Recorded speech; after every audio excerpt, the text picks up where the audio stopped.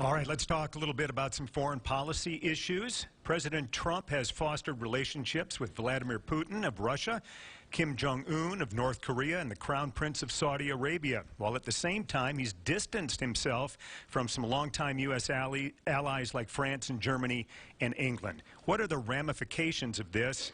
And Ms. Gardner, you're first.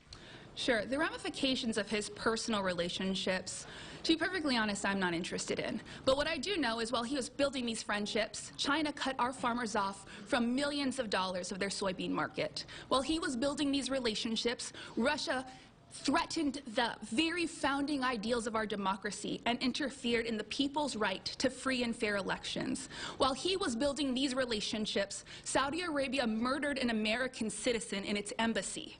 His relationships are his own business, but these relationships have set a very wide path towards policies and international agreements that have put the lives and livelihoods of Americans in very real danger. So my interest is not in why President Trump decided to build these relationships. My interest is in reopening the Chinese market to our farmers. My interest is ensuring that American citizens abroad are safe in our embassies. My interest is ensuring that when you go to the ballot box to vote, your vote counts. It counted as you meant it, and it has a real implication in our democracy. That is what I'm interested in. James Averhart. You know, as a service member individual who served 30 years in the United States Marine Corps, and talking about this issue, I'm very passionate. It's personal to me in a sense. However, I've never been a president of the United States. Who knows what those leaders are going through? I know how to be impartial. I know how to follow the orders in which I am giving, and I know how to support. And that's what we need to look at now on a broader scale. Yes, we need our allies. Who knows why the president is making friends with Korea, Iran, Saudi Arabia, Russia, and so forth. But what I do know, as a service member, our job is to do what we're told. We support. That's it. Thank you. Rick Collins.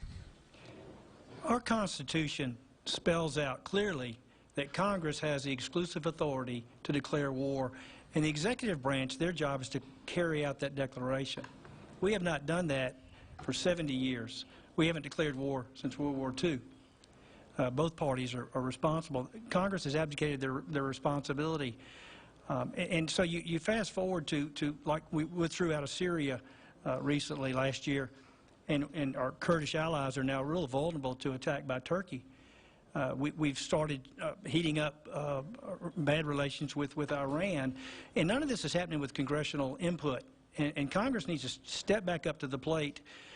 Because we need to be accountable. As a representative from Congress, I need to have to sit down with you and tell you this is important enough for your niece, nephew, grandchildren, or son or daughter to be in harm's way. If that standard is not met, we should not be putting our troops in other lands. Thank you.